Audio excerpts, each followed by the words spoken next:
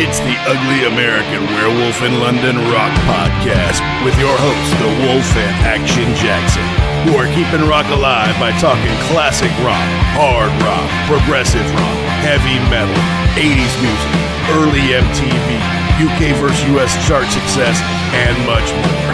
This is the home of classic album and live concert reviews and your place for interviews with artists and legends. You're rocking with the Wolf.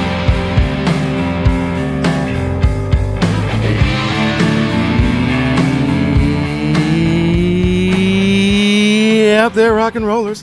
Welcome to episode number 284 of the Ugly American Werewolf in London Rock Podcast. Brought to you by me, your host, Mac B. the Wolf, and I will be joined, as I always am, by my partner in crime from the East Coast of the U.S., Mr. Gary Action Jackson. And we appreciate everybody listening lately. We've had a lot of wonderful guests on the show here to start off the year, whether it's Stuart Copeland, the Police, Susie Quattro, Steve Kilby of the Church, Brian Slagle of Metal Blade Records. We've had Jay Shellen of Yes on, Oliver Wakeman, Jay Buchanan, and I'm sure I'm forgetting some folks, but we've had a blast telling a lot of stories, learning about music, and I hope you've been able to join. And today continues that roller coaster with another fantastic guest, Mr. Neil Poole from the Def Lep Pod. If you don't know Def Lep Pod, is probably the best Def Leppard podcast on the planet, and Neil was an early friend of our shows. I believe he was the first guest that we ever had on. He has deep knowledge of Def Leppard and a lot of passion for their music. He's just a little bit younger than us, plus he grew up and lives in Liverpool,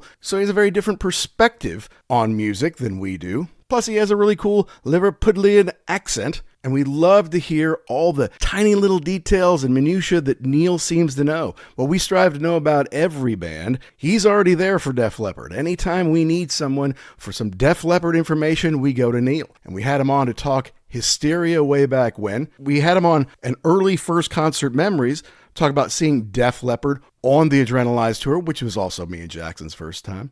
And we broke down the Beatles anthology movies, as he is, like I said, from Liverpool. I wanted to get a Liverpudlian's perspective on things.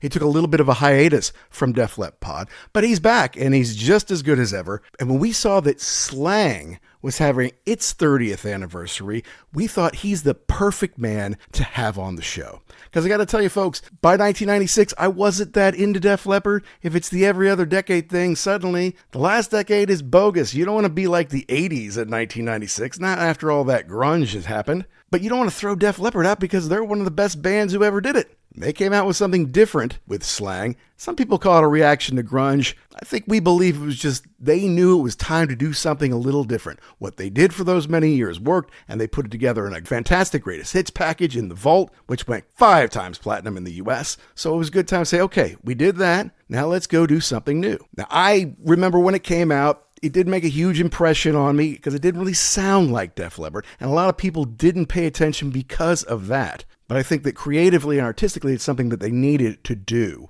And as Neil jokes, the album's working title was called Career Suicide. But sometimes artists have got to make a change. And it hit Neil at just the right time in his life as a young man, about 17, turning 18 years old. And so he comes at it for a very different perspective. It was one that was still in the sweet spot of learning new music and being into his favorite bands. Whereas for us, we were a little bit older. We'd started our careers. The time for Def Leppard's music had kind of passed and we were into other things. So while Neil has listened to it a lot over the last 30 years, we'll tell you it's his third favorite Def Leppard album. It was not one that we were very familiar with. And it's one that maybe didn't get great reaction at first, but over time, Def Leppard fans have come to really appreciate how the boys stretched out and did something a little bit different on this album. They put in some Indian, Far Eastern textures on some things. They did some stuff that's a little heavier than anything they've done, even ever since On Through the Night. I think their songwriting had matured in a big way at this point, and these songs reflect it. So we're going to go into the time of Def Leppard when this comes out and go track by track. And of course, we're going to have a lot of great facts and details from our friend Neil.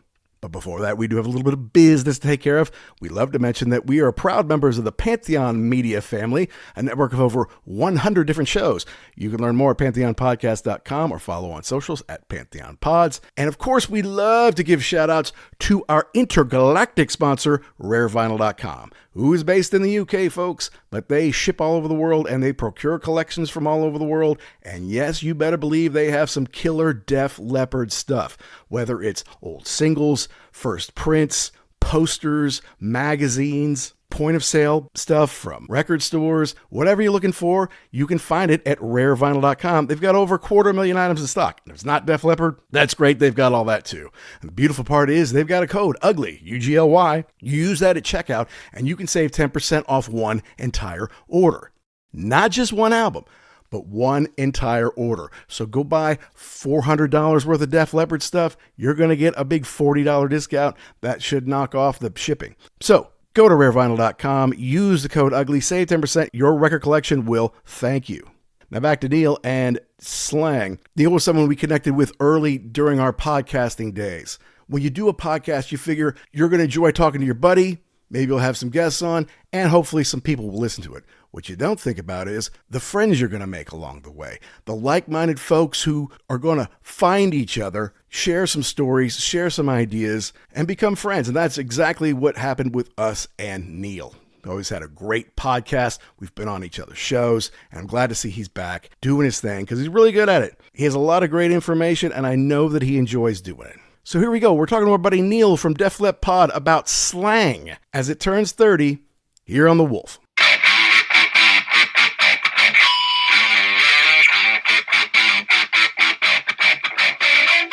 Okay, and so let's start off, though, because I always said, I never had this album, which for the most part is the truth. You might be able to see up there behind me, right around here, should be like part one of the Def Leppard box sets. Like, that's part one there. I actually bought part two here when I lived in the England. And, oh, cool. But I never opened it until recently. In fact, I still have a little sticker that came on the plastic, hey, Def Leppard box set. So, yes, I do have Slang, and it does have all the cool, as you know, one of the things I like about Def Leppard is they do actually have B-sides and stuff that you can hunt down. And in this era when CDs were singles, you would get 4 songs, on one of those, right? And so the live versions and the other stuff are all in here for this one as well. So it was fun to do a little extra homework on Slang, because I got to tell you, at this time, Neil, Def Leppard they weren't forgotten, but it was just because they gotten rid of everybody else in their era because of that grunge and now the new metal. This wasn't one that at the time really caught our attention that much. No, this was the album that had the working title Commercial Suicide from the band themselves. So when they were putting this album together, they knew that they had to do something different, which I don't think is that unusual for any rock band or metal band or artist, that when they get to around a 10, 15, 20 year point, that they have to try and do something different. So I was trying to think of other comparisons, and I'm a big Neil Young fan as well. And I was thinking, well, what was Neil Young doing around 15 years after his first album? And interestingly enough, in 1983, he's releasing the Trans album, which is all got the vocoder on it and the electric music. And then obviously, because of the fallout with Geffen, where he was accused of not making a rock and roll album, he then makes the next one with all of the rockabilly sort of stuff on it. So I think it's quite a normal thing that bands go through who stick around, is that at some point they have to try and do something different. But you're absolutely correct. Commercially, certainly in the States, it went down very badly. It was the first album that didn't go platinum in the States. US, that's right. Since High and Dry. I think it went gold, which I think is that 500,000? Which is still so even Adrenalize. Yeah, I mean, now you'd probably bite your hands off for that amount of that's right. Record sales. So it did particularly badly, though, in the States in terms of relative drop down from where they were, because North America, like USA and Canada, has always been their biggest, that's right, for want of a better expression, market. So it's where they saw their biggest drop. They saw a drop in the UK but only a slight drop. So in the UK, they were still, playing arenas and so forth. When they were on the charts, I mean, these things did well. These songs actually did well on the charts in the UK, on the rock and metal charts. They did fine, and they did great, as a matter of fact. Yeah, they did. So Slang was the first single in the UK, which wasn't a single, wasn't released in the States. And I think that got to about number 17. Then it was a bit diminishing returns from that point. Then they released Work It Out, which was the first single in the States. I think that got to about 21. Then they released All I Want Is Everything. That was about 38. And then the fourth single they released in the UK was Breathe a Sigh, which didn't even make the top 40. Right. And in the UK, the top 40 is a thing. You have the Billboard 100, but it's like 40 is the cutoff. It's almost like you haven't had a hit if it only gets to 40. You've told us that before. Really... Yeah, you've been on the show and told us. Have I? Sorry. I'm a one-trick pony. It's not. But then it's reiteration, and it's a fact if it keeps coming back around. Yeah, and you don't get on top of the pops because you're never in that top 40 or whatever. So we get that. Yeah, but the thing is, if we go back to see were they still on top, before this, you can argue they're still doing great because Adrenalize came out after Nirvana and Pearl Jam. It still went triple platinum in the States. Big arena tour. I think it's the first time all three of us saw Def Leppard was on that tour, yeah. So it was big for us. Obviously, the loss of Steve Clark was damaging, but they didn't want to take another 5 years to make another record, so they put out Retroactive, B-sides. They got Two Steps Behind. They've got... It goes well. It does platinum in the U.S. And then, in 95, in the wake of all this Nirvana and stuff, they put out their first real greatest hits album, which is huge. 5 times platinum in the US. That is huge. Now, to some that may mark, okay, well, look, they've done their greatest hits. That's it. That's the end. Look, okay, that's the end of that era, possibly. But they were too good. They're not Bang Tango, okay? They're too good to go away. They have too many songs. And so they're still strong. What I heard is that they decided to put this out. Whoever their American record company or distributor was, gathered all their execs in a room, say, we're going to play this band for you. Tell us what you hear. And so and I don't know what song they played. Maybe it was Truth. Maybe it was Slang. I don't know. But I was like, who's this? Is this new? These guys from Seattle, who is this? They didn't have any idea that it was Def Leppard. And that makes sense because this doesn't sound anything like what they've done before. And I'm gonna be honest, in my research for this, I went back and listened to Adrenalize just because I'm like, let me see what they. Oh, that's like, well, to me on that record, they were like, hey, we've got the sound, we've got everything put in place. Let's just do that. Let's make it sound like a Def Leppard record. And this one is like, we can't do that again. If we do it again, we're going to fall flat. So we've got to do something totally different. So I got to give them a lot of credit for saying, we're going to jump into the deep end of the pool. New production, no Mutt Lange. Are you kidding me? Like, this dude's been the Rock through all the other stuff that's happened. He's been there. You're like, we're going to go on without you. All right. The other good news is, during making this record, they had anything going on in their lives. Oh, wait. Yeah, they did. These dudes just can't get away from bad stuff happening. Just personal problems. Divorce. And then, Rick Savage's father dies. He's got Bell's palsy. That's coming on, which I can imagine just freaked him out. Yeah, half the band's getting divorced. They just can't catch a break. Yeah, no, definitely. And it's fascinating. We did this, I did this years ago when I had a Slang episode where you play the last song off Adrenalize. Or just play the last 20 seconds off Adrenalize, which is to tear it down. Okay. And then if you go to the next proper album, I know there's Retroactive, and then you hear the start of Truth, which sounds like Nine Inch Nails or something when it begins. If you go right, the last song from that album and the first song from the next proper album, that really puts into stark contrast. But with that as well, they've talked about how they needed to do an album in that way to keep going, to actually add to the longevity, because you got to remember by 1996, well, they started recording it in 1994. It was 1981 that they start working on High and Dry. So they've had over 10 years of doing things the Mutt Lange way. And even though they love Mutt Lange and they're very gracious about Mutt Lange to this day, they've always given the credit that he deserves. But as is well known, his approach to recording is very, very meticulous, very, very slow. quite the hard grind. And also the band, recording things separately. Like over the last few years, certainly like with COVID previously, like a few years ago and everything, you heard all of this stuff about, people recording things separately and it all being put together. Yeah. Def Leppard had been doing that primarily since like 1981. So there's like really slow, laborious attention to detail, like years and years in the studio. They'd had 10 years of that. Mutt had gone, they weren't going to work with Mutt anymore. And I think what they did, which they'd never done before, is they got a house in Marbella in Spain, in a place called Puerto Banús. And they'd done that before because they lived together in a house in Dublin when they were recording Hysteria, but they just lived together. This one they actually recorded in. So, they weren't in a proper studio. They were, they had Pete Woodruff, who was the producer, bringing in all the gear and recording lots of bits live. For the first time, Rick Allen is using a acoustic drum kit, which obviously he's not done since he's lost his arm. So the whole approach to Slang is a breath of fresh air for them. Now, whether you like the output of that, and a lot of Def Leppard fans didn't at the time, though a lot did, to be fair. I think it might get a little bit misconstrued how unpopular it is. It's certainly one that's being revised now, I think, in terms of people's view. But you ask most Def Leppard fans now what they think of Slang.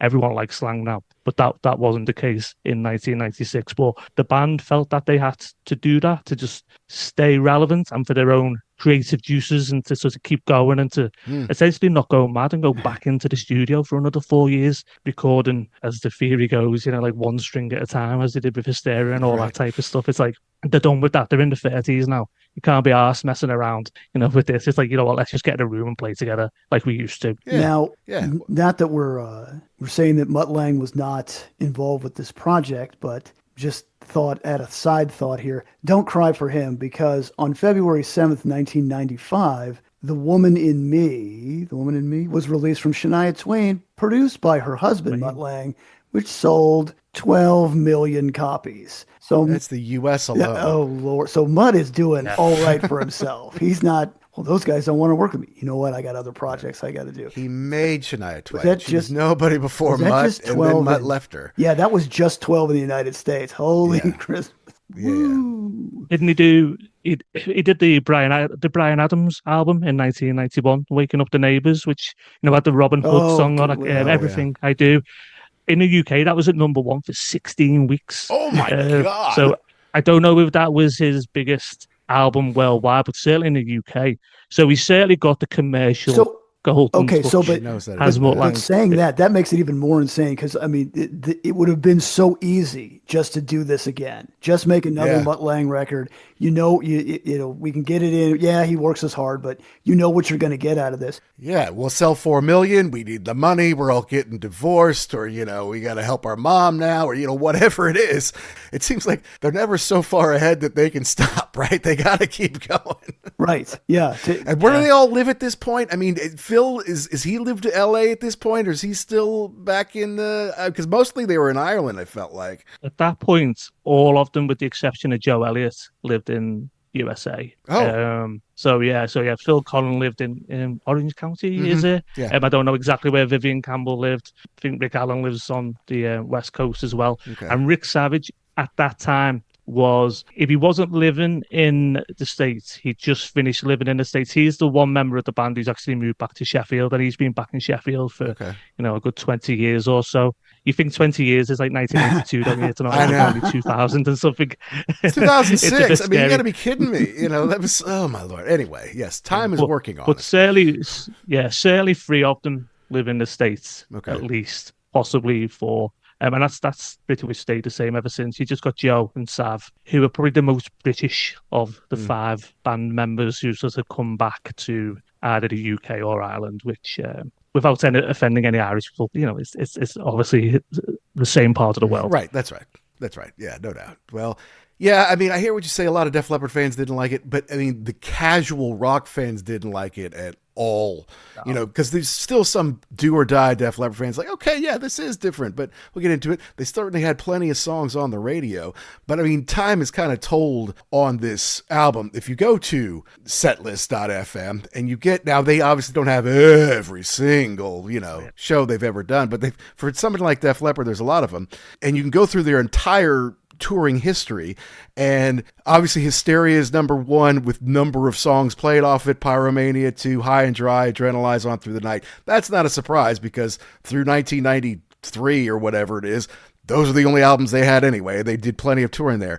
But covers and solos, Retroactive and Euphoria are all ahead of Slang. And then honestly, if you click on the Slang one, it's like there's only one that they keep playing on a regular basis, and that's the title track. Most of the rest of them, they played in like 96, 97, and then they dropped. Or maybe they bring them back for, when something special once in a while. But it would seem that even the guys in the band have realized, this isn't what the people want to hear. I mean, I think there's some standout songs on it, but it's obviously a departure. You take away those harmonies, which is their bread and butter, and people are like, that's not Def Leppard. Now, their friends Metallica took a big right turn with the Black Album in 1991. After they'd made a very successful album, they'd broken some barriers with one, and they're like, okay, we'll just do that again. And all the metalheads really wanted that. They didn't, and it changed their fortunes forever. So like you say, you got to make changes after you've been around for a while, sure. This thing has aged really well, especially within the Def Leppard community. But I think it's aged well overall because, they didn't want to be in the box anymore. Like they couldn't be in the old 80s Def Leppard box. They didn't want to be the grunge box. So they had to make something different, something their own. You got to give them credit for it, right? Absolutely. Yeah, I mean, I love it. I love it. It's my third favorite Def Leppard album after Hysteria, Pyromania, and then Slang next. And I think there's probably only three bands from the 80s, three guitar bands, who successfully navigated the 80s to 90s transition and remained sounding contemporary and up to date. And that's Metallica, who you've just said, U2, and Bon Jovi. I think those three all pretty successfully transitioned quite organically from the 80s to the 90s and sort of evolved their sound, where I feel like Def Leppard were like a lot of other 80s sort of rock bands where they stumbled into it. They still might have had a bit of success early 90s, and then what they then did looked like more of a radical change or a radical departure rather than a gradual evolution. Now, interestingly, probably the most contemporary 90s song Def Leppard have got, which proves that they could have done it, was When Love and Hate Collide, which was on Vault, isn't on any other album. That was their biggest hit in the UK, and that's still played on the UK radio now.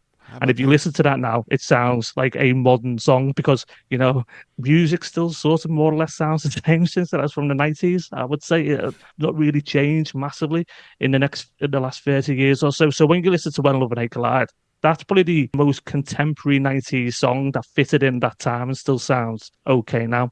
But it's interesting what you say about the set list. In my view, the one song that they play is the worst song that they still play to this day. Slang is the worst song on the album. Yeah. I think Slang is the worst song on the album. And it's always puzzled me a little bit because they made an album that sounded nothing like previous Def Leppard albums, or didn't sound that much like it. But then as their first single in the UK, they tried to release the song that sounded the most like Def Leppard, but the least like the rest of the album. And I think that just shows where there was just a bit of mixed thinking at that time, and they didn't really know what to do.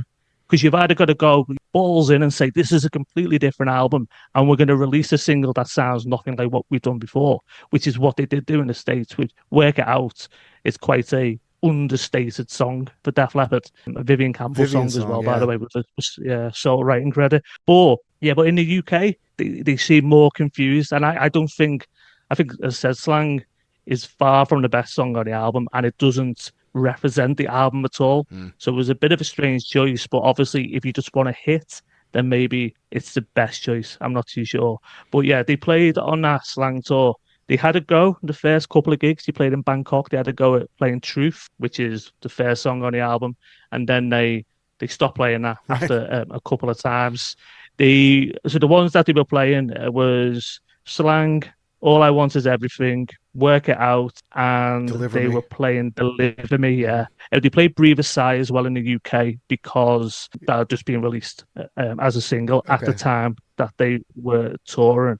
And I think there's two, they played Gift of Flesh, which is arguably the heaviest Def Leppard song that they've ever recorded. Heavier than anything on Through the Night. or high and dry. Depends how you define heavy. Certainly the noisiest. Dark heavy. Yeah, they played that twice.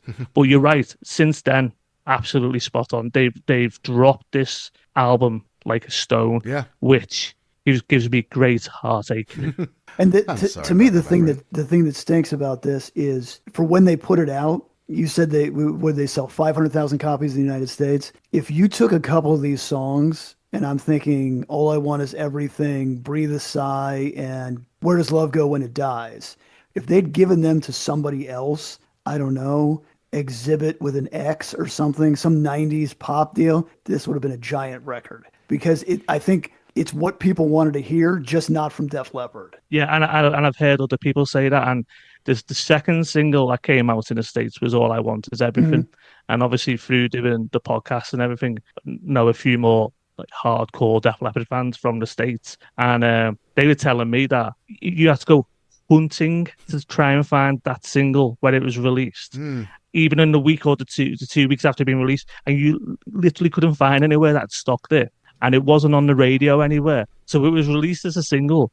But I don't know if the record company had given up on them at that point or the album. Maybe. But you couldn't buy it and it wasn't on the radio. So they might as well have not released it.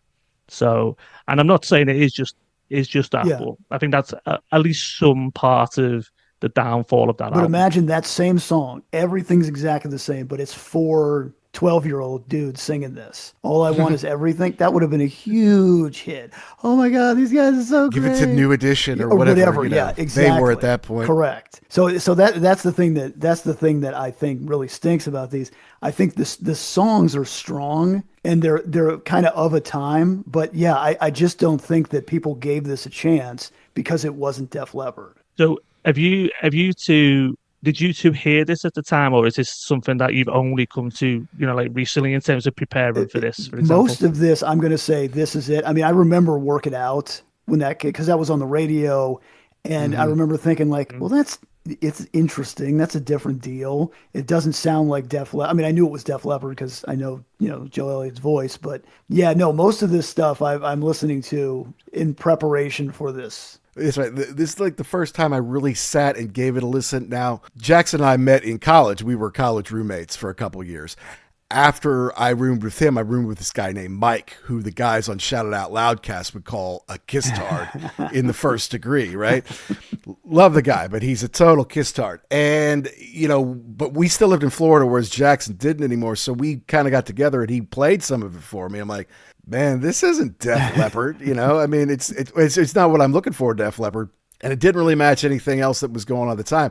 As an adult, I realized that's cool. You're doing something artistic and creative and different. At the time where I'm like, I want Def Leppard to be this, and it's this. No, thank you. And I'm going backwards anyway, right? I'm going into that 70s rock that I love and going on deep dives into that kind of stuff.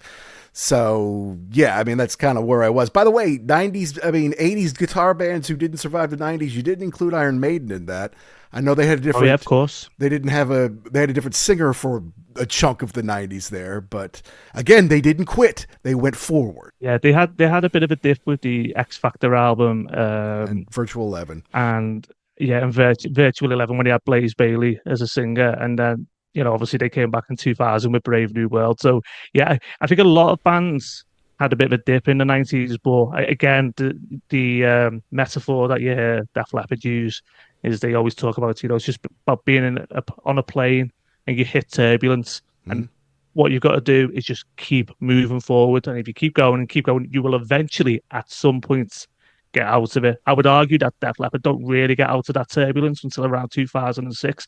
It lasts a long time. And then when they come back less of an album band, a successful album band, and more of a successful touring live band, as a lot did. I'd agree with that. I was lucky though, I think, in terms of I didn't have the problem with Slang because it was exactly the type of album I was looking for at the time. Wow. So I got into Def Leppard in 1988 when I was 10. So Slang comes out a week before my 18th birthday. And don't get me wrong, I'm not saying as a 17 or 18-year-old, I don't like Hysteria or Pyromania or Adrenalize at all. I still love all of that. But in my spectrum of music I like, And I know you'll appreciate this, you two, particularly because you've got such a wide range of music that you like, which is why your podcast is so excellent. But for me, Def Leppard are at the least heavy end. So my favorite band are the least heavy band. The other stuff I was listening to at the time, as if you tell anyone you're a Def Leppard fan, they'll think that all the other bands that you like are, Bon Jovi Right. and, the Bullet Boys and like whoever, Yeah. Stuff like this. But Def Leppard were a little bit of an outlier for me. And I was really into, like the Pearl Jam and the Soundgarden, the Alice in Chains and the Gotcha. Rage Against the Machine and the Metallica and the Pantera and the Sepultura and all of this sort of stuff. And there was another band I really liked called Stabbing Westward, who were a bit like Nine Inch Nails, but nowhere near as successful, but they're really good. And Truth sounds very much like Stabbing Westward. So by the time Slang came out, I was really eager for Def Leppard to do something different. And they were doing something that was more like the other music that I was listening to. So I was always primed to like this album. So I think I was really lucky in that. I'm not going to say I was exceptional in any way. I think it just came at the right time for me. Now, there's other stages in Def Leppard's career where they release the exact wrong album for me at that time, and you're like, "Oh, come on, lads, really?" You know what I mean? But when Slang came out, I think I was probably in the minority of really liking that album because that's the type of album I wanted them to do. Gotcha. That's cool. Well, plenty of people liked it. I mean, the fact is, Adrenalize, people have been waiting for Def Leppard for so long. It went to #1, UK, US, Canada, a few other places, top 10 and 5 around the world. This time around, all right, in the UK, it goes to #5, 14 in the US, so it's still, up there. In Canada, it went to top 12, so, it still went platinum in Canada. It was gold on either side of the pond for the two of us. So, it's charting around the world. It's not a total bust. It's just that you're used to diamond seller, 3 million seller, 5 million greatest hits.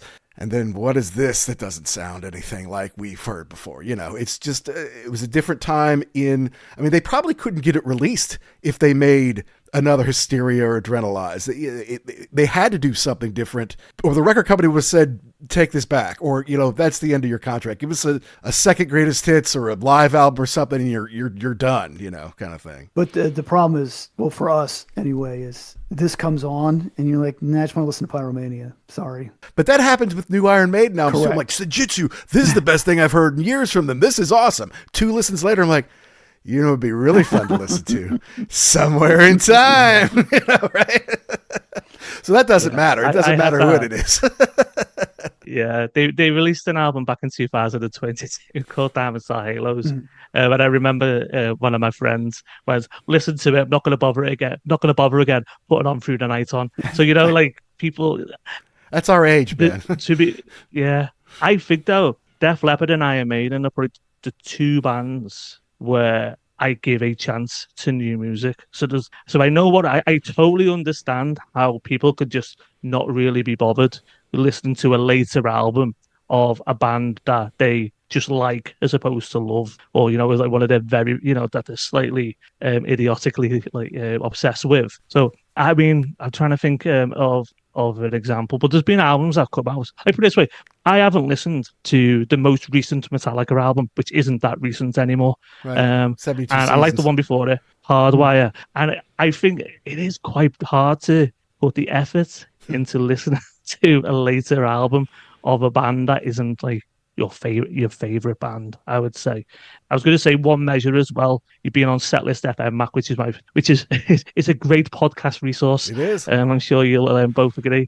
And what's really telling is if you just compare the Slang tour to the Adrenalize tour, and it's pretty much half the number of shows. So Def Leppard and like all of these other like big bands, in the 80s, when they do world tours, they last for like nearly 2 years. They do 240, 250, 260 shows, something like that, routinely. If you look at the Slang, so that's what they did with Adrenalize. They were on the road for nearly 2 years. They do about 250 gigs. Wow. The Slang tour, they're on the road technically for a year from May 1996 to 1997. They do about 110 gigs, so about half the number. And then when you actually look at the dates, if you're quite sad like me, which is what I do, is they tour from May through to Christmas, But then they have 4 months off, and then they just do 1 month in April, May in South America. So they haven't actually been on tour for a year. They've actually gone from being on tour for between 18 months to 2 years to realistically probably about 7 or 8 months with less than half the number of shows. Because obviously, while there is some demand, and like they play South America, they play places in South America they've never played before. South So there's some Africa, demand in Southeast South America, Asia. yeah. So they do play different parts of the world, but the one place where and in the UK where they used to play 3 nights or 2 nights at an arena, they were just playing 1 night at arena. So they're still filling arenas, but just for 1 night as opposed to 2 or 3. And I think I think Def Leppard have always viewed their success, rightly or wrongly, like in a commercial way in terms of how they're doing in America. Because you lads were the first one to take them to your heart, and where they've always been the biggest by a mile. Totally blew them up. Yeah, yeah. So them being not as successful in America is pretty much the same to them as not being as successful. Full stop. Because it's such a big part of where their appeal is. And that's to this day, playing stadiums. Yeah. But look at what they got in the UK. Q Magazine says the whole thing is potty. Like, that's the review. Even the ballads lack the usual Def Leppard sense of having been written for lead-lined hippos to sing, It's a sound of a band doing something fast and interesting at the exact point in their lives when most bands are taking up golf and inhaling the contents of aquariums in country manners. So that's a backhanded compliment at the end there. The weird review that I know it, because I think they give it 4 stars out of 5, and it's very Q Magazine. I don't know if you know Q Magazine at all, but it's got a very sort of Rolling Stone vibe to it, where it's got quite a sort of snotty approach to like classic rock, where even if they like something, they just can't bring themselves to say it. And then you'll read these really weird reviews where you actually look at the stars or whatever they give it out of 5 or 10, and it's done quite well. But when you read it, it just comes across really they hated sniffy, this. like that one. 8 out of 10. But I think it was David. Yeah, but I think it's David Quantick who wrote that review. He's a dickhead anyway. So there you go. Okay, there you go. Good to know. Hey, this is Tom and Zeus from Shout It Out Loudcast, and you are listening to the Ugly American Werewolf in London Rock Podcast. All right, well, we better start getting these songs, or we're never going to get out of here. So let's kick it off. I will try to make sure we know who wrote it, and we kick it off with "Truth?" Written by basically everybody but Rick. By Rick Allen. So I guess, is this Vivian's first co-write on an official Def Leppard album? Yeah, it is. Yeah. So I don't know, interesting one to start off with. But then the whole thing is interesting. It's kind of dark and ominous to start with. What was your thoughts when you say, all right, this is the way we start the new Def Leppard album, Jackson? To Neil's point before, this sounded very industrial, very 9 Inch Nails to me. And so I don't know if they consciously tried to make an album of the time, but it seems like they definitely incorporated what was going on. I know they said they didn't want to make a grunge record, but I think they definitely they were listening to what was going on and incorporating them in, because that's what I heard when that drum beat came in was industrial. I think in part of the chorus, it gets distorted. I'm like, that sounds very 9 Inch Nails to me. Mm-hmm. You're totally right, by the way, Jackson. When they turned up to start recording that album, Joe Elliott turned up with a 90-minute cassette, and on that, he'd recorded songs that he thought the band needed to be aware of that were out at that time. And he was saying not to necessarily copy it, or to just be aware of this is the other music out there. And it had things like Alice in Chains on it. It had Nirvana, All About a Girl on it. They say that a touchstone, a song that they really, really loved. And, and there's no song on this that sounds like the song that I'm about to say, but they were like, this is cool. We like the vibe of it. It was not Super Unknown. It was Black Hole Sun off Super Unknown. That's right. By Soundgarden. And they were like, okay, so I've got this tape just so we know what are other people doing at the moment and what's on here that we like and what's on here that we don't like and we think, doesn't work. And it's a weird one because at the same time, you hear that they knew this album was commercial suicide and that was the working title, and they knew, but they still couldn't help just have a listen and sort of think, well, maybe we should just have some sort of influence on what's going on. So you're totally right about that, Jackson. They've definitely gone in with trying to be aware of what the contemporary sounds are. and they go in at 94. Yeah, but to your point, it has, I think it has influences there, but then they kind of put in like that Middle Eastern feeling. So it's not, there's no way I would listen to this and say this is a Nine Inch Nails track. But I would think that there's something in there, but they do kind of make it their own. But no, it doesn't sound like, if I'm waiting for, the big riffs from the old days, I'm like, ooh, okay. Well, that's interesting because there's a demo version of this song which sounds quite different. It's got a different verse. It starts differently.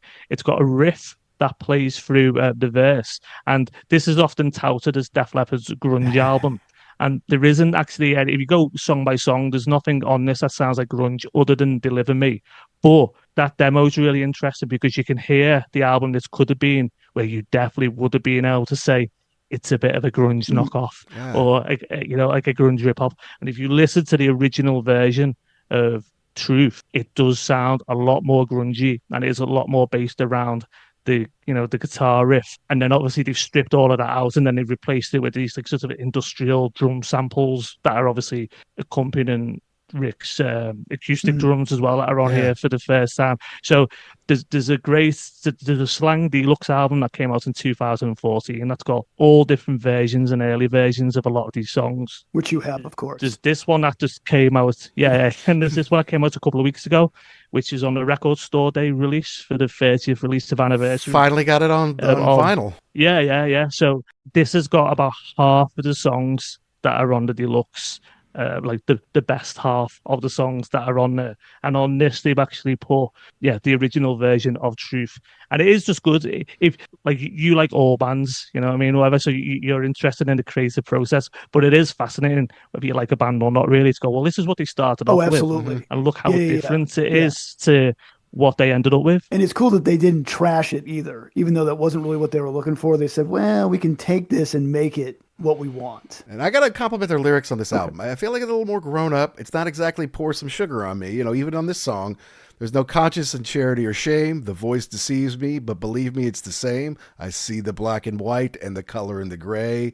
Going to bleach it all away. I'm still alive. And so should I soak up the wave of compromise. That's not exactly party all night lyrics like they were kind of doing in the 80s. So, there's some growth here, I feel like, as artists, and they're pushing themselves. They're not just trying to run it back, so right? Is that part of getting away from Mutt also, where it's like, no, they got to be simple, they got to be to the point, they got to be stuck. I mean, some of these songs don't even have choruses on them. And so it's like, well, I mean, how are we going to sing that in the arena?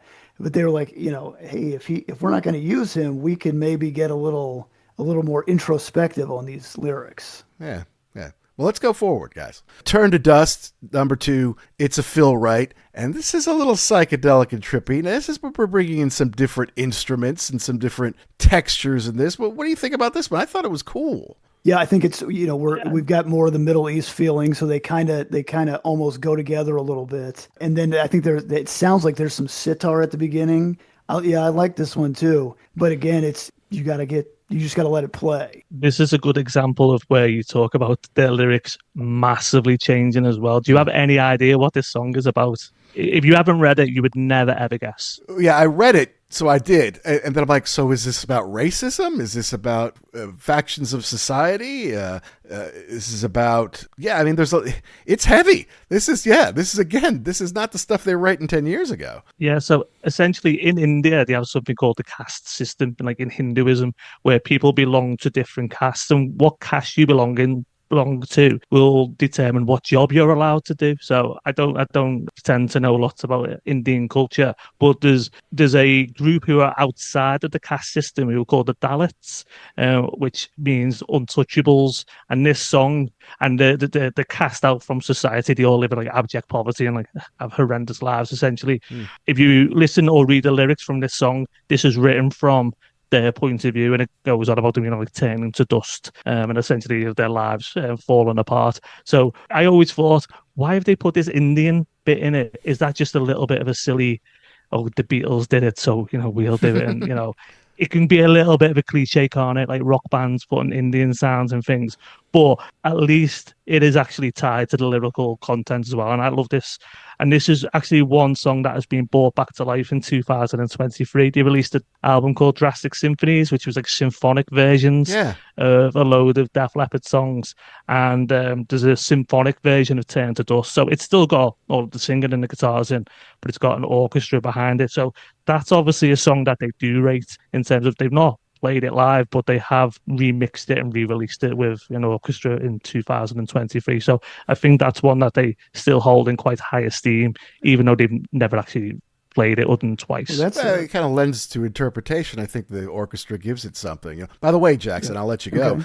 It was not a sitar, it was a sarangi at the beginning there. And there's two samples. Ram Narayan did the intro sarangi sample, and Shyam Vatish did the outro sarangi sample. Just so you know, just kind of tuck that away. But I mean, they did do some arrangement, some string stuff, and they brought, you know, some folks in to give that those textures. So I think that's why it probably lent itself easily to orchestra. Yeah, and you were telling the story about these lyrics. That's a little more heavy duty than let's get rocked. A little bit. I mean, this is a big step forward as far as expressing yourself through songs instead of just chicks and beer and Yeah. Won't you save me? Don't you blame me? I got the feel that I'm gone. Sentence, rape me, segregate me.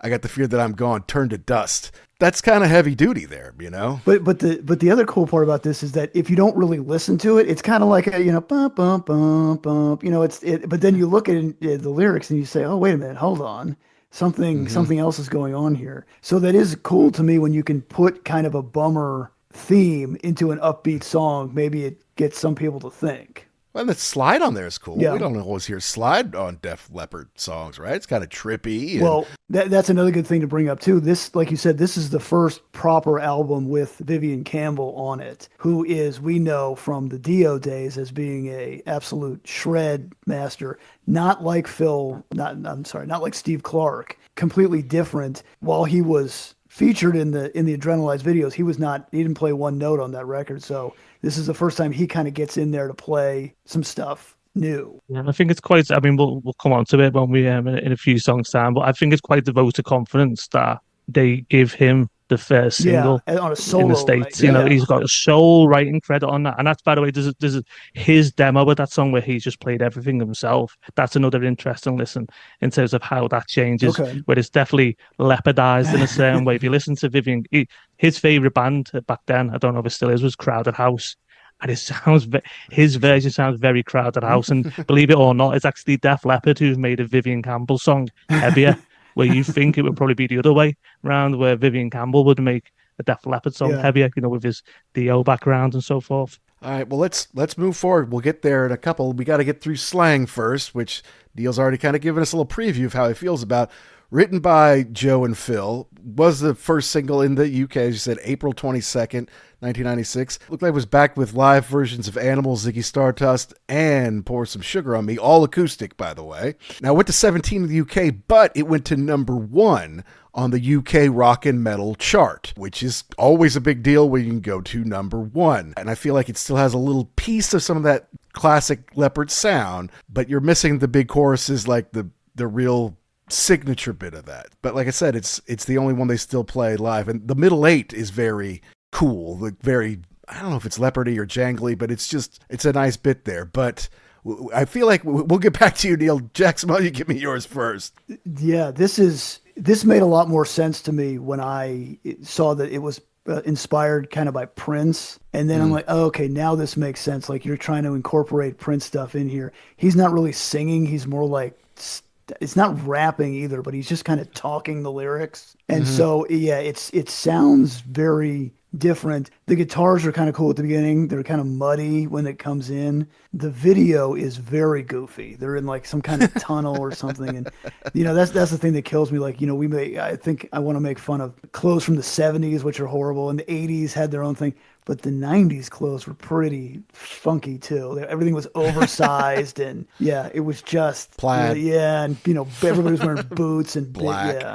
Chihuahua. Like not like cowboy boots, but like Timberland, like hiking boots. It's just silly. Once I figured out it was Prince inspired, then it made a lot more sense. And it's kind of a fun song. I agree, though. If this was the first track that you heard off of this and you expected this for the rest of the record, you would have been scratching your head. It's funny that you mentioned the video as well, because it's such a 90s video. It feels like there was lots of videos at that time with bands in tubes.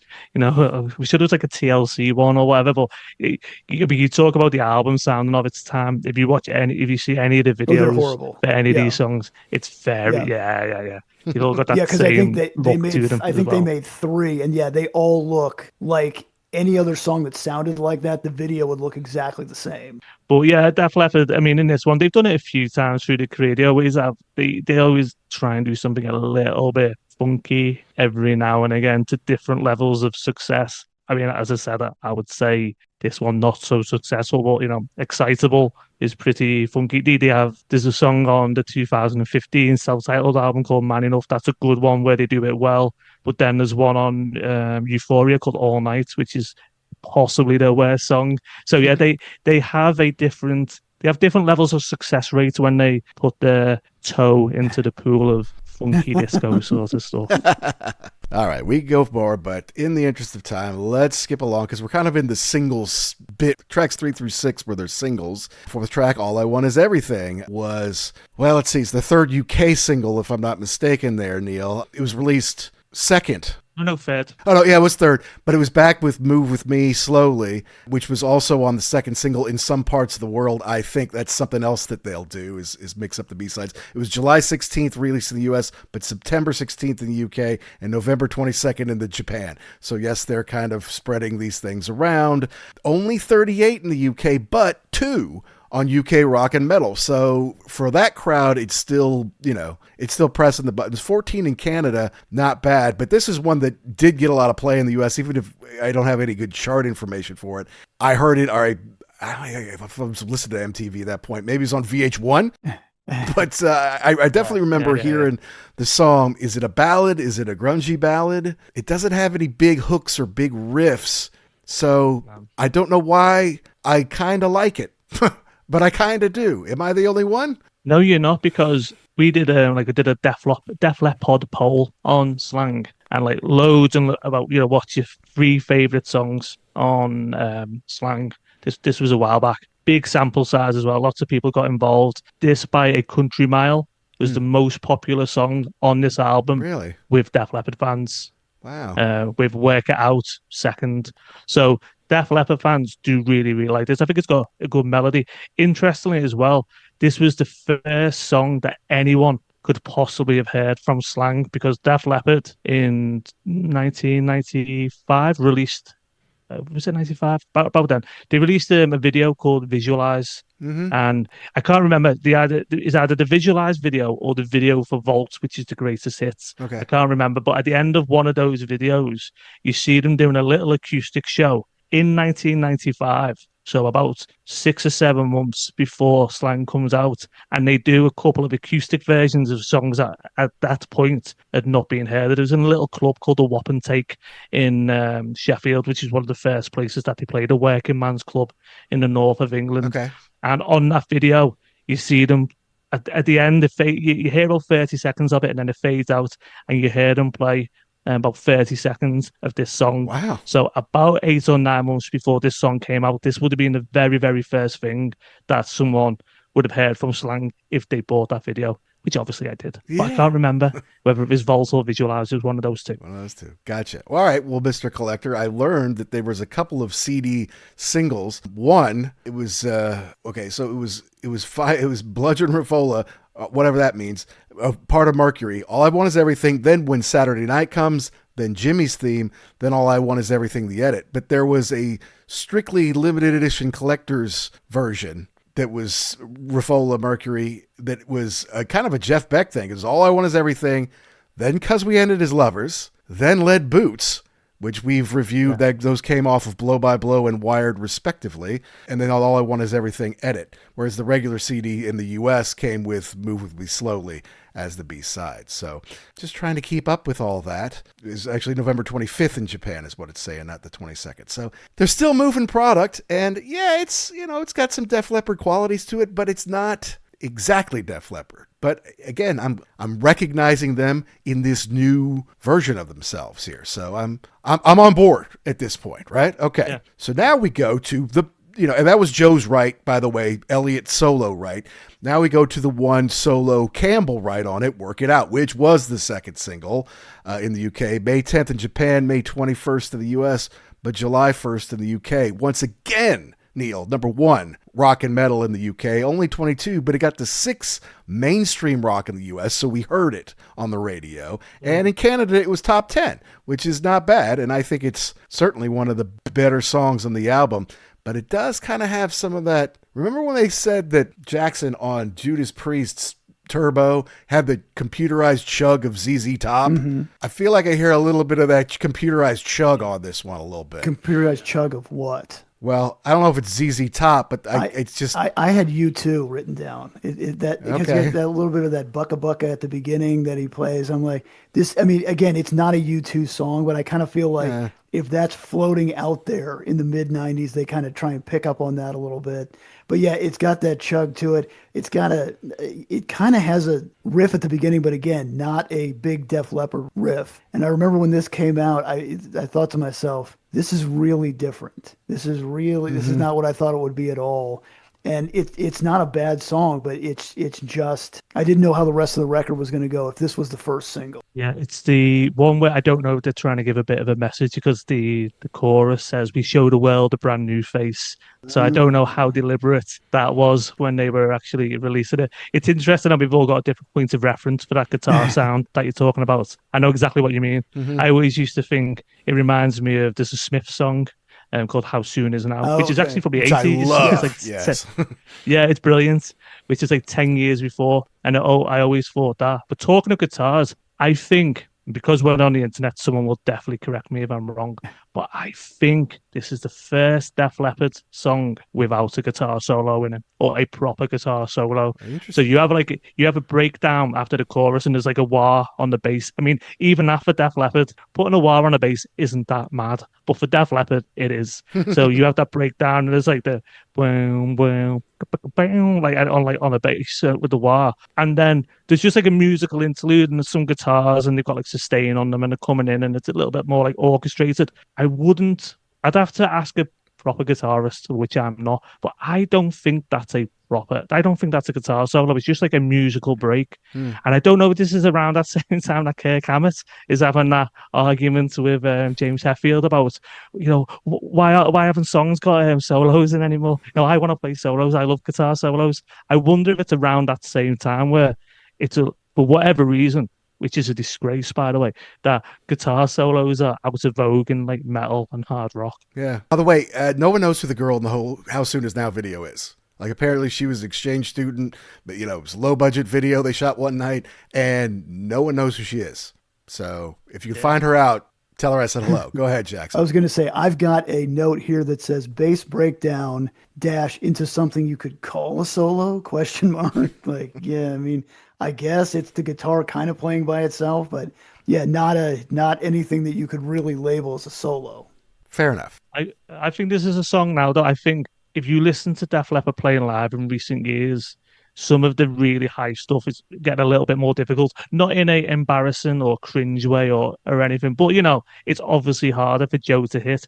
I think there's a whole bank of songs on Slang where he's singing at a much lower register, where these would be quite good songs for him to do now. And I think Work It Out, he'd obviously have no problem with singing now, because it's in the lower register rather than that, Stage Fright or The End of Photograph or, Rock or something like that. So, I do have hope that even though they have limited changes to their set list, Def Leppard, that, 30 years, I'm going to see them in a few months, and it's 30 years since the anniversary, that maybe one of these songs gets to play Work It Out. Yeah, that'd be great. Well, I like it. Hey, everybody, this is Britt Lightning from Vixen, and you're listening to the Ugly American Werewolf in London.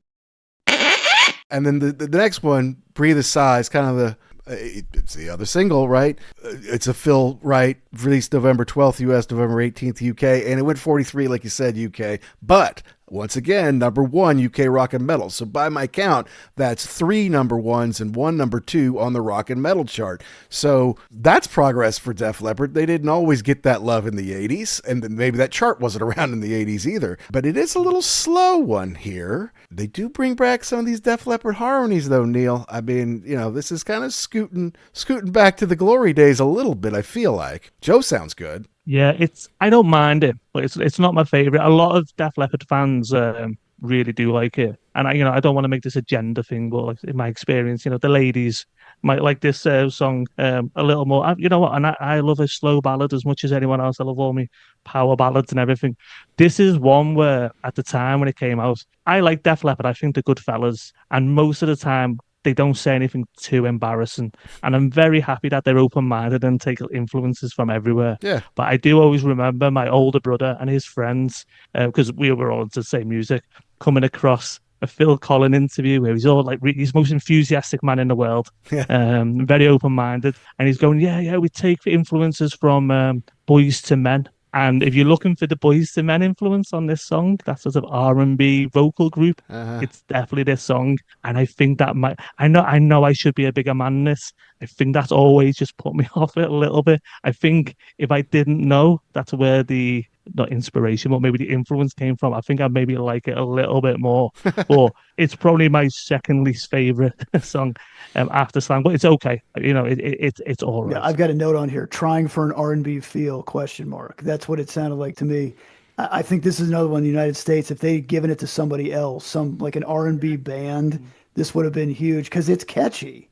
All right, well, it's not everyone's favorite. It's not bad. It hit the charts. It helped them sell. Let's move on to Deliver Me, which is interesting. Now, this is a left turn from these last few songs. It's heavier. I'm digging Sav's bass on here. You can't ignore what Savage is doing on the bass here. It's cool. But the lyrics are super heavy, guys. I mean, I can read some of them if you want to set the tone. Just to start off, I'm tired of feeling hateful. I'm tired and I can't breathe. So tired that I would be grateful if you close the door when you leave. That's me digging my heels in. That's me with the Holy Ghost. Excuse me, but I don't remember where were you when I needed you most. So it's kind of like, all right, damn to the world kind of thing. And time to the skies, you claw to my eyes. I wait for the flood, I swim in blood. But this is not a heavy metal band. This is not a death and destruction band. This is a Saturday night party band.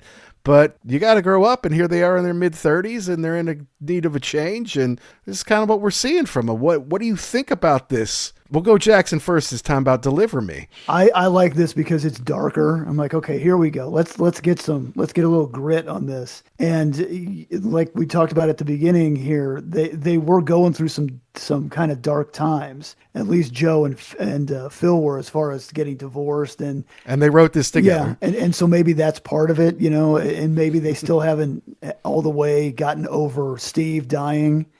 Maybe some of that comes back up. But yeah, this definitely feels like if we're going to have a departure from the party all night stuff, maybe I'll tell you how I'm really feeling. And so I like this track because it is dirty and it's dark, and we're now kind of in the back end of this too. So it's not like it's even up at the front of the record. And this is what you were looking for, like at the end of school days, being 18. Neil, this is kind of what you wanted, huh? Oh yeah, I love all of this. And I think this is the one, you just touched on it then, Jackson. I think this is the one that it's probably about the divorces. There was the 2 divorces. Just listening to those lyrics then, to be honest, it never occurred to me as this is the song about the divorces. You know what it's like? You can listen to songs for 30 years, know all of the lyrics, but they never actually really take any notice of them. But because Mac's just spoken and I listened to everything that Mac says, it's actually just triggered in me for the first time that, this is probably the divorce song. The original name for this song was called Anger, and the song again there's a different version of this song, an initial version where it's called Anger, and it's quite different.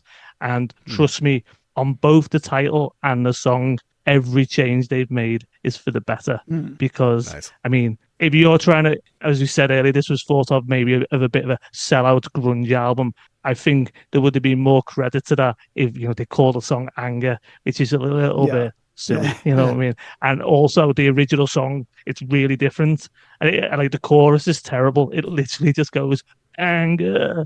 It's awful. So to be honest, this song looked like it was going to be awful, but they actually saved it. And what they turned it around from it's quite the leap from what it was originally to what it ends up being quality-wise. As I crawl to my knees and I beg your disease, taste the ice on your breath as you catch your death. It's like, take the money and beat it, sweetheart. I never want to see your face again. I'll get another one that looks just like you, but is 10 years younger. She'll be here in 10 minutes. Yeah. But you're right. I mean, you said you were how old when this record came out? About to be 18. You're 17, about to be 18. You don't know anything about getting divorced or anything else, or having like, oh, I can't believe I gave her the best years of my life, or anything like that. You're like, yeah, I'm 18. The world is in front of me. Well, at the same time, I'm into rock and metal, and I'm like, yeah, swimming blood. Yeah, well, yeah. All right. Well, let's move on to Gift of Flesh, because this one I dig. Phil Collin Wright. Loud and hard and kind of fast, more like Def Leppard in the new age, man. You know, I mean, the lyrics are also heavy and a bit dark, but the solo on this one, pretty damn ripping, man. Now, do you know who that is, Neil? Don't, but no, if it is a Phil song, isn't it? So it'll be a Phil solo. Okay, that's what I guessed, but I didn't know. Certainly, yeah. Yeah, because he rips it. Yeah, I love this. This is one of my favorite songs on the album. It's one of my favorite Def Leppard songs. I don't get into arguments on the internet. But I obviously see a lot of comments, like, oh, Def Leppard, and after On Through the Night or after High and Dry, pick which one of those two albums, they're not metal anymore or they're not rock or anything. Right. I could never actually be bothered replying to any of these people and go, well, actually, if you listen to Gift of Flesh from Slang, it's probably heavier than any of the stuff that you're talking about. But, as we talked about earlier, if you've made your mind up on the band, I'm not here to change people's minds or everything, but Gift of Flesh is another one with a really weird subject matter in terms of the lyrics. And I sat with two lads, and for the life of us, we can't work out how this song is about, what this song is about. But apparently there was an oil crisis in the 90s. It appears that there's just always an oil crisis at some point. At least we fixed it in the 90s, right? Yeah, for our history. And apparently, this song is about some oil crisis in the 90s, but I have read the lyrics. I used to be an English teacher in a high school. I've got an English literature degree. That's my thing, is interpreting lyrics and words and all of this sort of stuff. And I'm telling you, I cannot for the life of me see how this is about the oil crisis. But in an interview Phil gave, apparently it is. Well, I could see some of that. I am all destiny, because we all need this power to power our lives. A trade, right? A trade. I am the lesson to be learned. I take the throat of innocence and leave decay. I stain the way, like if you see it stained out in the middle of the water there for all to see. How about this one? You scorch the earth and torch the sky. Conscience low with head held high. Oil executives don't go, oh, geez, I know we're doing horrible things. Like, I'm providing the world its power, and yes, I deserve my 40 million pound bonus this year. Go fuck yourselves, No fear, See, in God, no guiding light, when all the guilt that's in your head turns its back and plays for dead. Yeah, I know what I'm doing, but I have a mansion in South Florida. Go fuck yourself. Seriously, that's what they're doing, So now that you tell me that, I can read it, but you're right. I never said, this is certainly about the 95 oil or whatever it was, I think that's what they've done. Yeah, I mean, that's another reason why I praise their lyrics. I think they've made leaps forward here. They're not just kids in jeans who are 21 years old anymore. They're in their 30s. They've been divorced. They've been all around the world, made and lost money. So they've got some perspective at this point, and then something like that in the news can trigger you to like, yeah, I've got something to say about that kind of thing. So I give them credit on this one, and I'm with you, Neil. I mean, I might be the best on the album, and I dig it the most. Yeah, big intro, nice solo. This is the most rockin' song they've got. Yeah. All right. Well, so it's gonna go downhill just because I like that one so much. Like it's hard to go a step up after that. Blood Runs Cold was a Phil and Joe Wright. And it kind of runs right into it from Gift of Flesh. So if you're not paying attention, you could think it's one whole thing, but it's super slow. I mean, it's obviously different. You kind of think it's a ballad, but then it's not.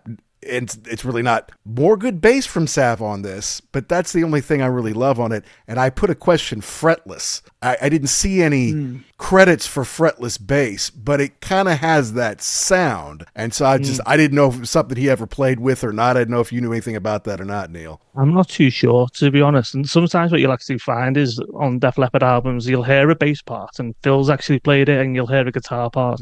Like the famous guitar part of Hysteria is played by Rick Savage. Like the main like, jangle Mm-hmm. part of it. So they do swap things up a little bit.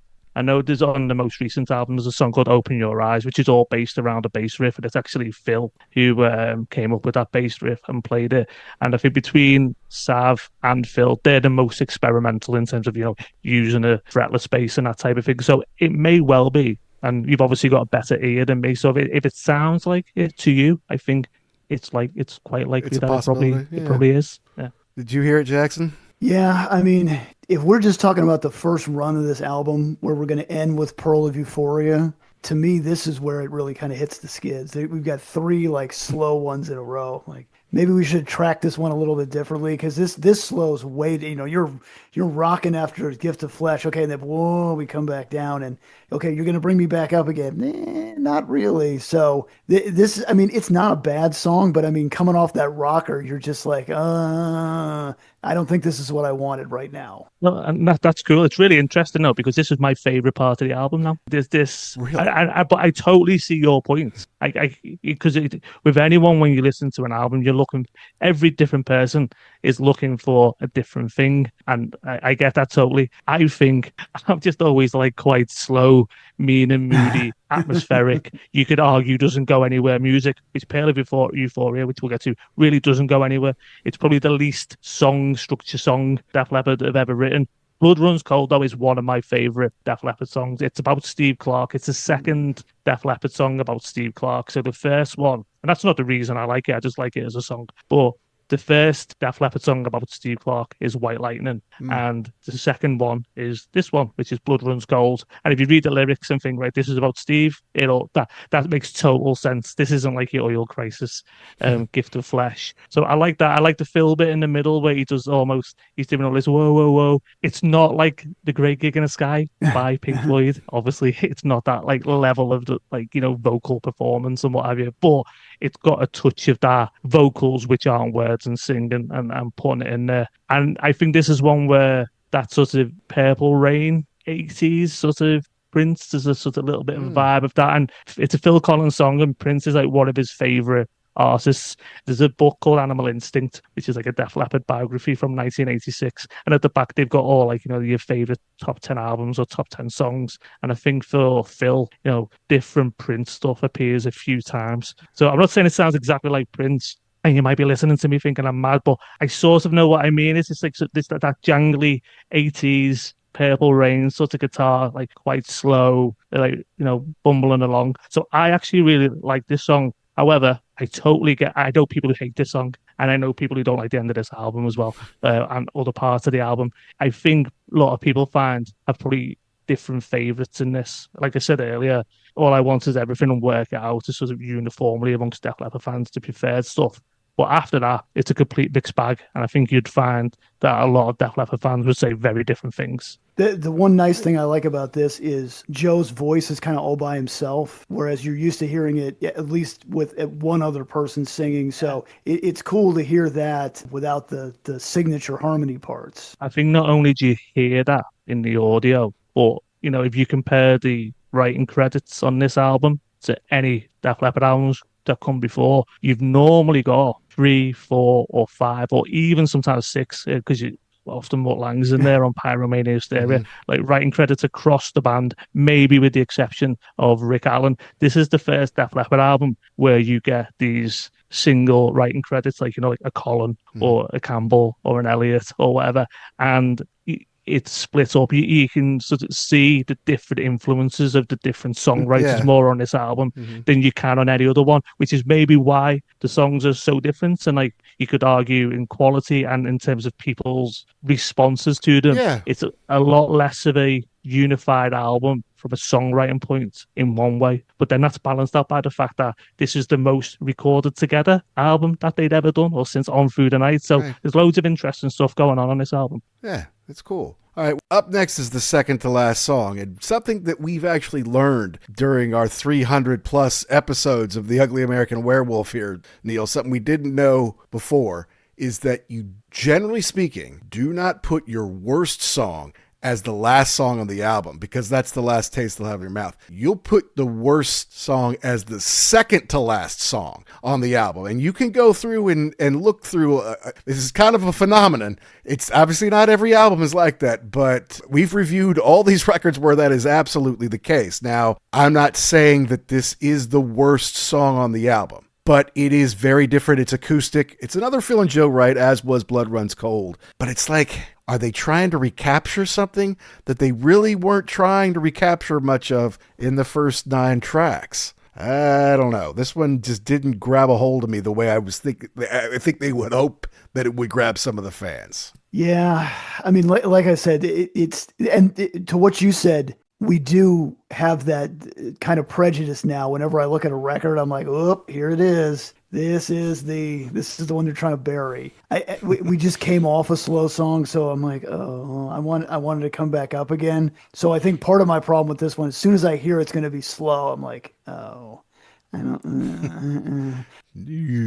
It's not bad. It's just not what I want right now in this record. Yeah. No, I get that, and I think this album's got 2 sides to it. It's got the really 90s alternative, heavier sound, with like lower production values, so whether it be Truth or Turn to Dust, Deliver Me, Gift of Flesh, it's like sort of much more like ballsy, in your face. We're obviously being a bit influenced by, the sort of like the guitar bands from, grunge or, like whether it be an Alice in Chains or Soundgarden or something like that. And then I think a lot of the other songs are the opposite, the exact opposite to being in your face, which is like really understated. Songs that you could listen to maybe 5-10 times and you still can't remember them like afterwards. But obviously I'm coming from this at different points of view. I've lived with these songs for 30 years and what have you. And like, you'll have songs on albums that, maybe other people don't think are that good, but they mean something to you at a particular time in your life. Yeah. You've lived with them for a long time. They grow on you. You find something else in it. And like, so these songs at the back end of Slang are like that for me. So I'm a big fan of Where Does Love Go When It Dies? And hopefully I'm not showing it. I just say everything Def Leppard do is great. I don't think that. Okay, but this is just, this bangs to the beat of my drum, which is clearly a very slow, probably needs to chill and have a lie down and listen in the dark. Sort of drum, whatever. But this is one that Joe actually says that at the time, I don't know if he still thinks this now, that he thought the lyric to this song was the best lyric that he'd ever written. Wow. And if you go back to All I Want Is Everything, there's a demo of that, which again, I know it sounds like I'm saying this for every song, sounds very different to the final version. And there's a lyric part in this, which is like the sort of middle 80 lyric bit that is in All I Want Is Everything. And it sounds very, very similar. But they just took that out and put that in this song. So there's a whole section of this song that was actually in the original version of All I Want Is Everything that was taken out. But this was something they were playing in acoustic shows. They did a series of short, like 40-minute acoustic shows in 1995. Also in 1995, they did something where they played like 3 continents in one day. So They played North Africa, the UK, which is Europe, and then they played in the States. And that was like a little mini acoustic show, 40 minutes. They were playing this song on that world record attempt that they were doing. So this has had a little bit of live airing before the album came out, but I don't think it's been played since. Well, I do think he has some great lyrics on here, and it's kind of like, if you came across your dream, would you walk on by, hold a candle to the wind, and just let it die? And is there room inside your mind for one more try? Would it ever be enough? And some of the other ones on here, I think it is well written. But like Jackson says, you've got these kind of 3 slow ones in a row. What I would love here is Move With Me Slowly, the B-side, to a couple singles in different parts of the world.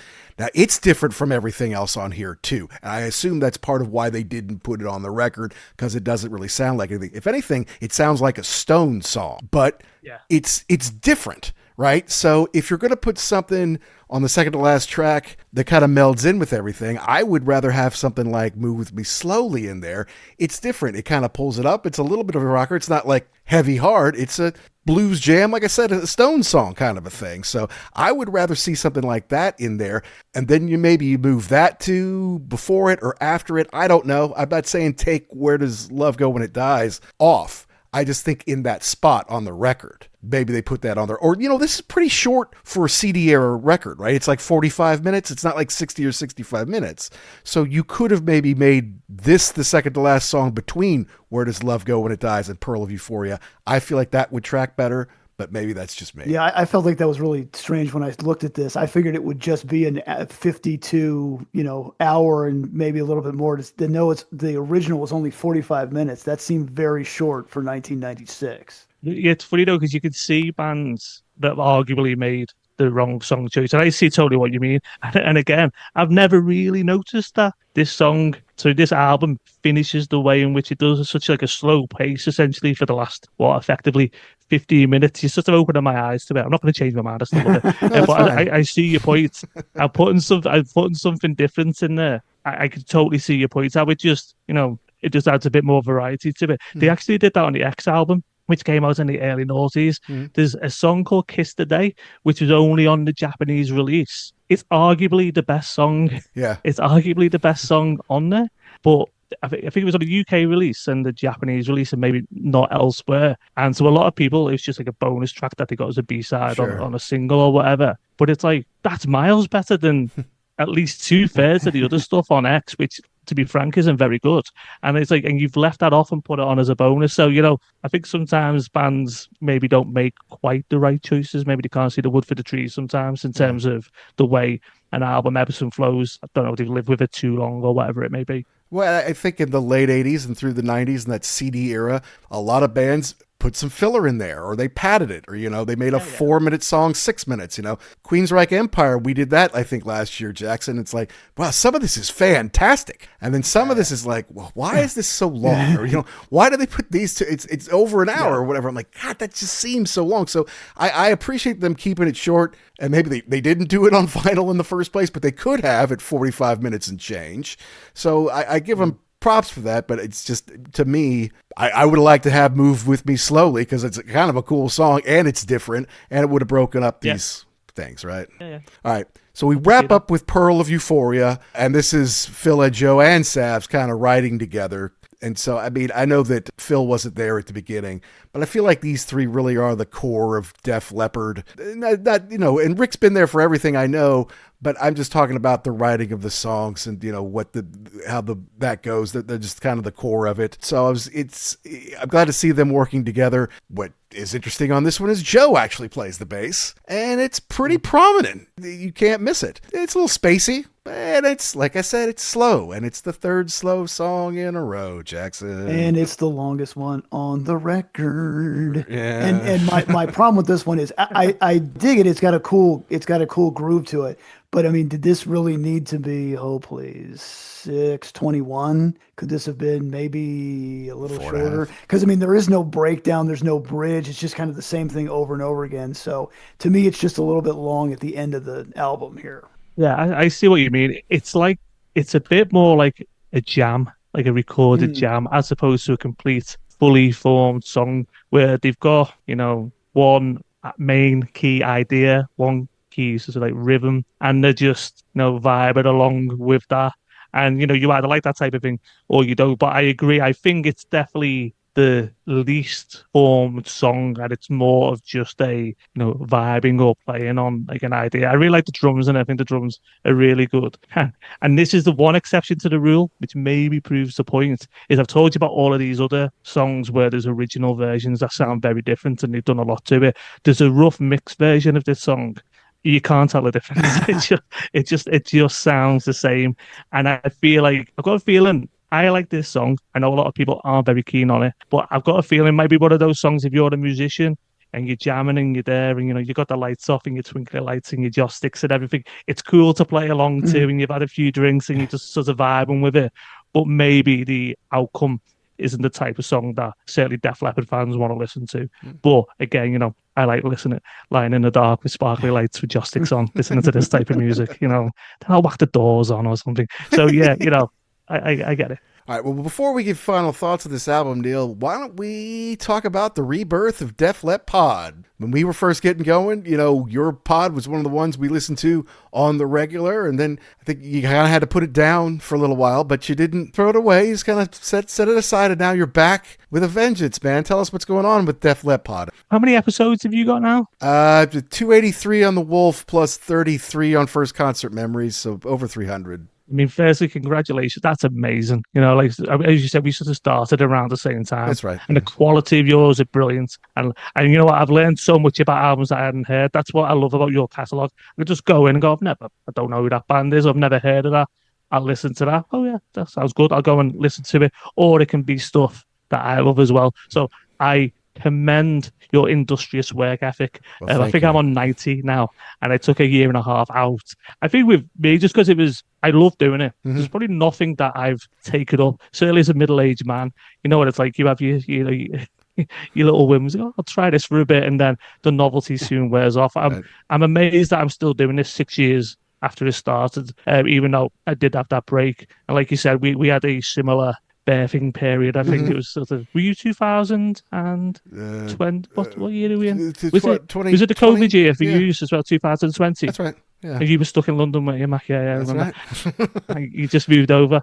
So, and I just think I did it, loved it, but got through pretty much all of the main Def Leppard stuff you could talk about by 80 episodes. Mm-hmm. And I got to the end of it, and I thought, well, I could just carry on doing it. But, the subject matter is going to start getting a lot more abstract Yeah, sure. and a lot more inventive and whatever. And I just sort of thought, well, you know what? I don't know if you ever did at school in the UK, we learned about crop rotation, which is, you plant in a field for 3 years and then for 1 year you leave it fallow and then it helps growth afterwards. Well, I can guarantee you will not get growth on your podcast if you leave it alone for 18 months. I can tell you that. Right? Yeah, I believe that. But in terms I've come back and I'm pretty much on the same numbers I was before, maybe a little bit lower. That's good. But in terms of my motivation to do it and sort of being re-energized and being up for doing it again and everything, that just having a year and just, like in your quiet moments thinking, oh, I could do an episode. When I get back to it, I could do an episode on this, or I could do an episode on that and whatever, and just sort of slowly having those ideas. So it's come back last September, and I'm doing it a little bit more of a sustainable way now as well. I'm just doing one a month. And I think by doing one a month, there won't be another break from it now. I can carry on doing one a month in a very sustainable way for years. Keep the quality high and keep your, energy level. Well, I don't know about that. Yeah, I think so. Well, I could keep releasing something Def Leppard related once a year. And the good thing for me with Def Leppard is, they're still out there, they're still doing things. So, obviously they just did a Vegas residency. So that's good, obviously in terms of doing podcasts, they're about to do a UK tour. They released a single called Rejoice. Yeah. So they're still active and doing things. So as well as having those episodes, which are, I've got an episode coming out in May. I don't know when this will come out. With we're just talking about what if scenarios, with Def Leppard, like a Def Leppard multiverse. What would happen if Mutt Lange never got involved? That type of thing. So that's the type of subject matter that we're on to now. As you can say, a lot more abstract and everything, but it's been a lot of fun. Excellent. That's awesome. Yeah, we're glad you're back, man. Your passion, your knowledge. Just the little, bombs you drop on all those songs. I've heard the demo, or, when this was originally played in 1994. All this passion and knowledge should be shared, and I've appreciated it first time I heard you. So I'm glad you're back in the game. All right, let's go to final thoughts. I guess I'll go first. I just wasn't ready for it in 1996. I feel like I was in a different part of my life then. I was actually going to business school, trying to find an elevator into business while everyone else is taking the steps, and so I wouldn't say I changed my musical taste so much, but you go through phases with your music, and I feel like I was out of the Def Leppard-ish, 80s-ish mode, and I was more into like a 70s thing, because I found the music around us not being that great, even when artists like that I love, like Rush, would come out with an album. It wasn't that great, at that time. Test for Echo was 96, I think it was. So, I was just not in that mode. and it didn't get great reviews. The Def Leppard people didn't love it, and obviously it didn't sell that well because I just had my mind tuned out to it. It wasn't a thing. But I've heard you and a lot of Def Leppard fans talk about how well this is aged and how over time it's hard to compete with Pyromania and Hysteria, especially because of the times in our lives that came out. For Jackson, Hysteria and I when we were 10 when MTV was everywhere, and then Hysteria was when we were teenagers and MTV really rocked, and I could tune in every night between 10 and 10:30, assured that I would see a Def Leppard video. So by this time, they were kind of out of my zone, I guess you could say. But I'm glad to come back and find this.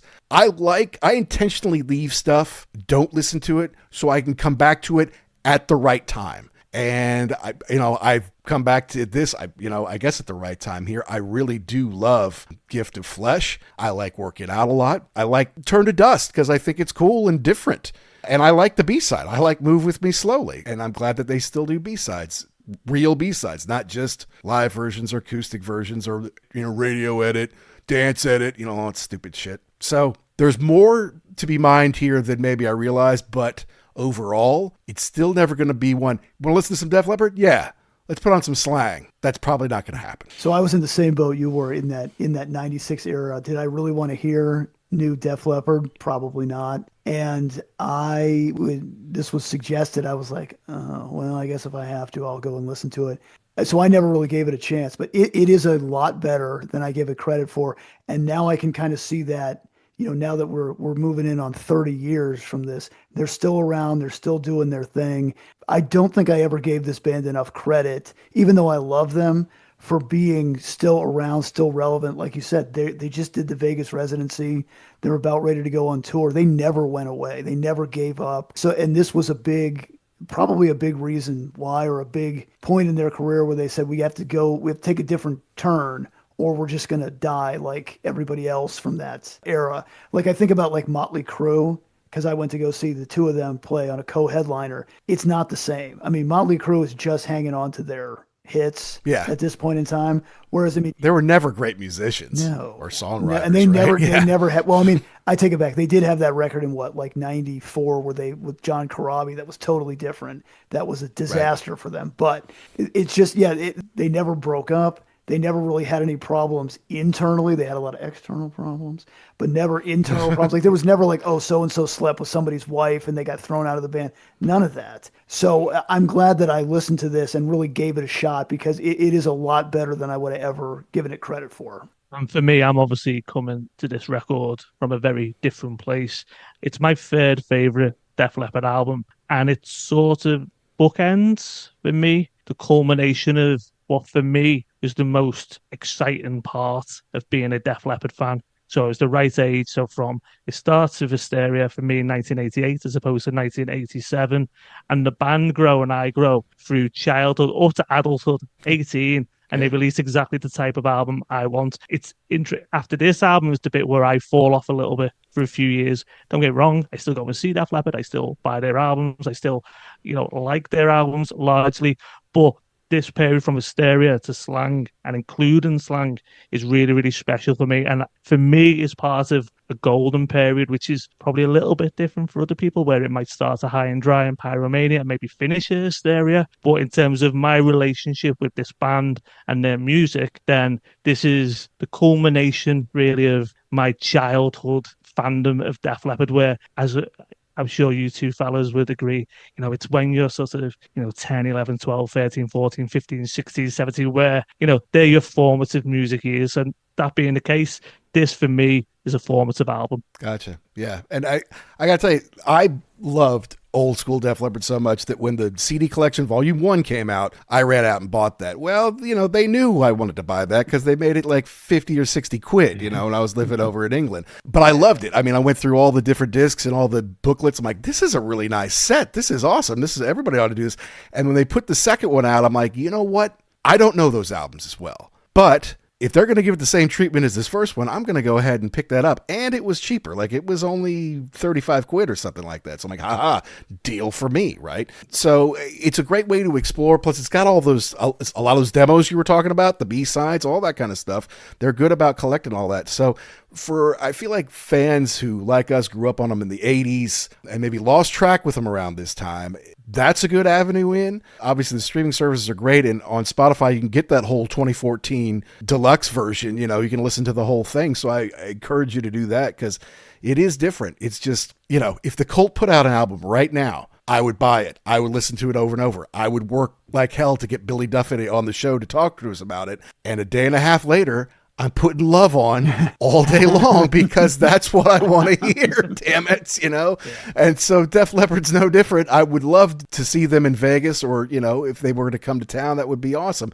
I support them in making new music because I know they can do it. They're real songwriters and real musicians, but it's going to be hard to capture another place in my heart and head like Pyromania or Hysteria or High and Dry. That's just the way life is, I guess. Neil, look, man, I'm glad you're back in the game, and thanks so much for doing this with us. It's our fourth time together on this show. I mean, I know you did First Concert Memories, but it's all part of the same feed. Well, I love doing that now. I really appreciate you inviting me back on. I find it much easier to be a guest than a host, as There's no it's doubt. a lot of hard work, isn't it? Yeah. And trying to keep it going and everything. That's probably why I'm talking a little bit more than you want me to. No, it's perfect. So you haven't got That's any why we dead want air. you, yeah. Because sometimes you have people on, don't you? Yeah, well, no, I meant to say it. It's hard work. As soon as I knew we were going to do it, I'm like, we have to have Neil on. No offense to Chris in Toronto. I love it, but he doesn't have what you have. I know he loves them. I just felt like we had a bond when we were living in England through COVID. Like, all right, I know something about what he's going through here. Yes. Yeah. And one day I'll have to think of a Def Leppard related topic that you're happy to talk about. So you can come onto mine and we can replay that. You might have ever heard it, but what was the last episode before the break was an episode on Love Bites, and at the very end of that episode, there's a montage of all people talking through it. So you both get a clip. You can both get a clip on that. I don't remember. It took me ages to put together, just trying to find like good clips from 80 episodes. I think you've got the very first part of it, Jackson, where we're talking about the Rock of Ages documentary, and you say something about, and they're there in Texas, and there's these randos. So you're in it as well, Mac. But I think you got the first line in it, Jackson. There's a little montage. So it's like the last 2 minutes of the Love Bites episode is a montage of all the episodes that have gone before. You're right there with your very funny comments, Jackson, at the start of it. So Thank you very much for giving me good clips for a montage. You bet, bud. Yeah, let's stay in touch. And we had a blast talking about the Beatles documentary. It doesn't have to be Def Leppard. I just knew that as soon as we're doing this album, had to have you on. You've been singing the praises of this as long as I've known you. So I'm like, all right, let's get a real fan on. That makes sense. But we should find something else in the next 6 to 8 months to have you back on. Yeah, we'll sort something out. All right, then, fellas. Well, I'll let you go. This is much more pleasant, as I said. It's just great being a guest, and you two make it so easy. So thank you very much. Thank you. We really Thanks for appreciate the invite. Thanks, Neil. All right, take it easy, lads. Bye. Thanks, bud.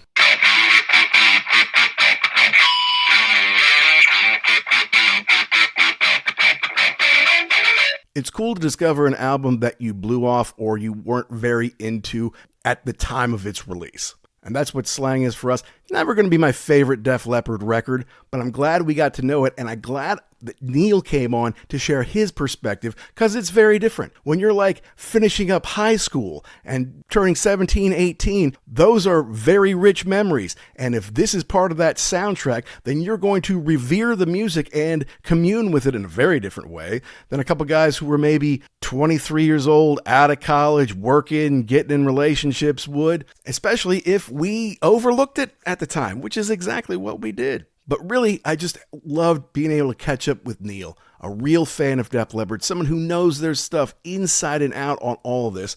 And the fact that this is one of his favorite albums, even though to the general population, it's not one of their big ones. It's not one that people go to. I'm just glad that I can count him as a friend. And we do count him as a friend, somebody who we found out here in the podosphere, who had similar tastes, similar interests, even though we were born and raised in different places, never met face to face. But through our likes, our dislikes, our conversations, our laughs, that's a friend. Certainly in 2026 it is, as we are so connected yet disconnected. And Slang's an interesting one. You could argue that the Stones' Black and Blue was similar, in that it was at a similar period in their career. It didn't sell great, They were trying to see what would stick to the wall before they figured it out later in the decade. As Neil mentioned, a lot of bands go through this. If they make it to that 12-year mark or so, they got to start thinking maybe 15 years. Let's do something a little different. Let's just not be the same old thing. Let's do something nobody expects. They can find their way back, but they've got to go down that road to see what's possible. As an artist, it's creative freedom. But sometimes as fans, we don't want them to take that freedom. We want them to make something we know and love. Well, for Neil, Slang is something that he knows and loves. For us, it's something we're getting to know better, thanks to him, and thanks to us getting to know Neil through the podcast community. So thank you to Neil. Thank you to all you Def Leppard fans out there for supporting them and for supporting Slang. I know if I get to see them again, I won't be going on a bathroom break when they do a Slang song. Unless it's Slang, of course. And we want to know, folks, did we get something right? Did we get something wrong? Did we miss the point? Did we leave out your favorite part? You got to email us and let us know. It's uglyamericanwerewolf@gmail.com. Let us know the bands, the albums, tours, DVDs, books, rock properties you want to hear us talk about here on the show. Of course, we need you to download and subscribe wherever you get your podcasts. And if you're thinking about it, guys, hey, please go give us a 5-star review. It just means the world to us. It helps us find more rockers like you. And if you send it our way, we might just read it on an episode. Thanks as always to Pantheon Podcast for making us part of the family. And thanks to our sponsor, rarevinyl.com, where if you use the code UGLY, you can save 10% off one entire order. And yes, they have a lot of great Def Leppard stuff. What's coming up next week? I think there's some kind of special engagement that we're a part of that we're going to report on next week. A movie about a certain band that we talk about quite a bit. Even talked about them a little bit on this episode. So I guess you're going to just have to stay tuned. And until next time, to all you rockers all around the world, be cool and keep doing what you do to keep rock alive.